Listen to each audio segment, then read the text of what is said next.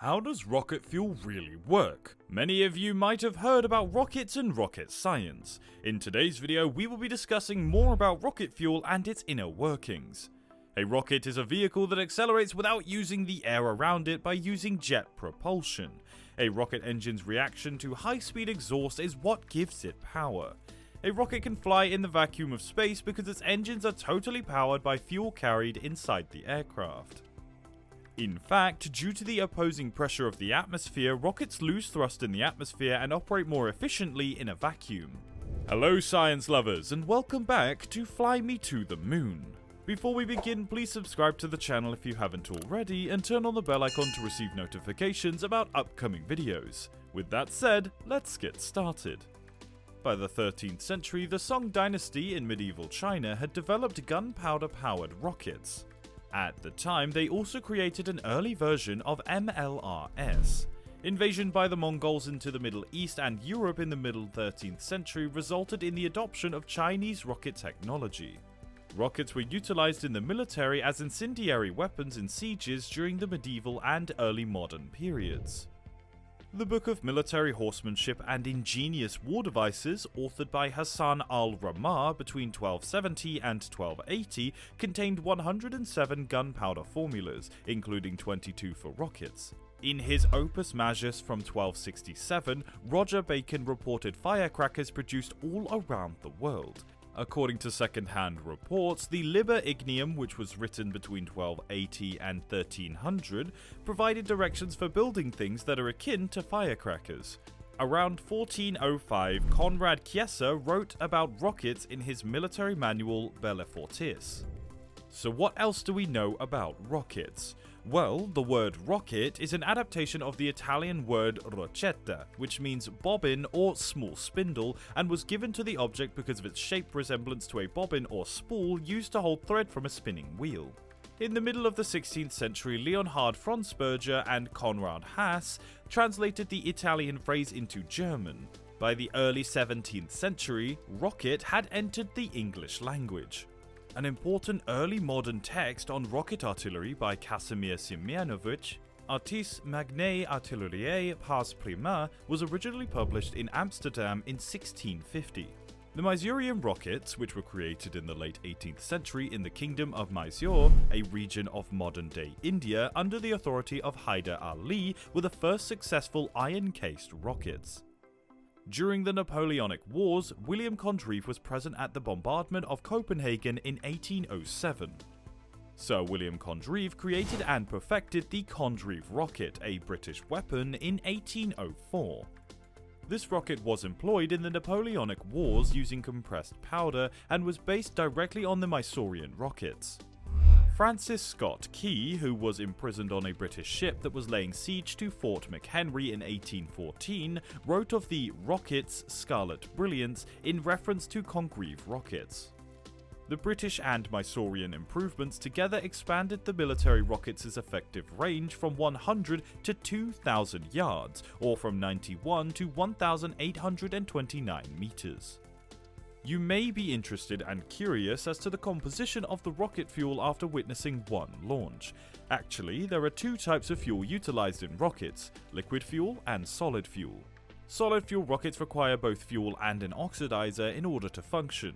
To make the fuel burn, an oxidizer is a chemical that is required.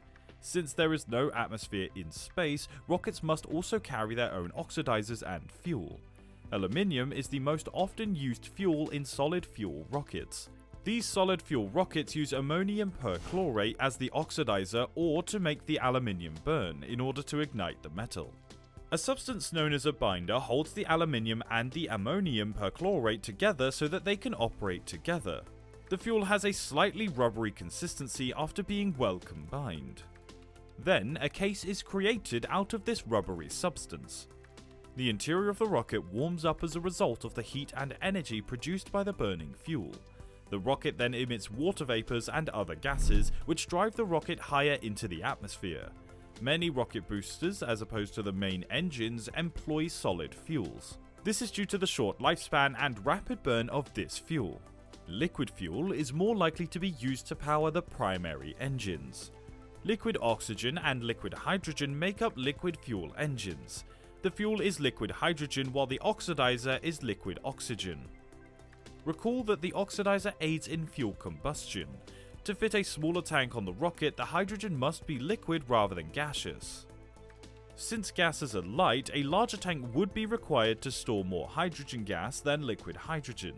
When pushed into the engine, the liquid hydrogen and oxygen start to combine to form water.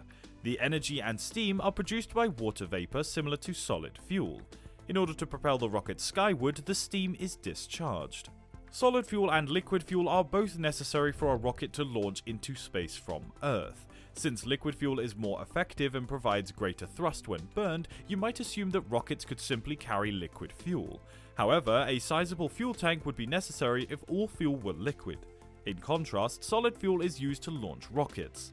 The rocket's boosters are removed to make it lighter, and once the liquid fuel is spent, the rocket can continue to ascend into space. As a result, solid fuels or liquid fuels can be used as rocket fuel. Fuel and an oxidizer are both carried by rocket engines and boosters. The ingredients for solid fuel include aluminium and ammonium perchlorate. Liquid oxygen and liquid hydrogen are the constituents of liquid fuel. When the fuels are blended, water is released, enabling the rocket to lift off. So, everybody knows who Elon Musk is, right? He's the CEO of Tesla and the CEO of SpaceX. The billionaire, who is also the richest person on Earth, has a new concept that involves turning all of the carbon dioxide into fuel for space travel. According to the CEO of SpaceX's most recent tweet, Elon Musk intends to remove all of the CO2 from the atmosphere and turn it into rocket fuel. He also called entries for anyone who is interested in participating in the most recent plan in a tweet, announcing that SpaceX is commencing a program to remove CO2 from the atmosphere and convert it into rocket fuel. This is the first time someone has thought of a concept like this. If it were put into practice as we envision it, this might significantly aid in the effort to combat climate change and global warming by eradicating the airborne carbon emissions.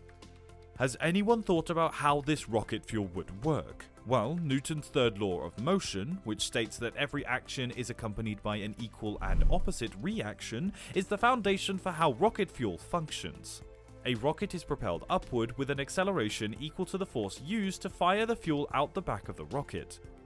It's very similar to how a jet plane can travel through the atmosphere. Jets, on the other hand, use atmospheric oxygen to ignite their fuel, whereas a rocket jet needs to carry its own oxidizer. Liquid rockets and solid rockets are the two major types of rocket engines. In a liquid rocket, the fuel and the oxidizer, the two propellants, are stored separately as liquids and poured into the nozzle's combustion chamber where the burning takes place. The propellants are combined and crammed into a solid cylinder for the solid rocket. The propellants do not burn at room temperature, but they will ignite when exposed to a heat source delivered by an igniter. As soon as the burning begins, it continues until all of the propellants have been used. A liquid rocket's propulsion can be stopped by stopping the propellant flow, whereas a solid rocket's engine must be destroyed in order to be stopped. Due to the pumps and storage tanks, liquid rockets typically weigh more and require a more intricate design. Just before launch, the rocket is loaded with propellants. Because the fuel is liquid hydrogen, the RS-25's main engines are referred to as liquid engines, or LH2. The oxidizer used in this process is liquid oxygen, or LOX. The fuel for the boosters, on the other hand, is aluminium, and the oxidizer is an ammonium perchlorate, which is combined with a binder to form a homogeneous solid propellant. A solid rocket may be stored for years before being fired and is considerably easier to manage.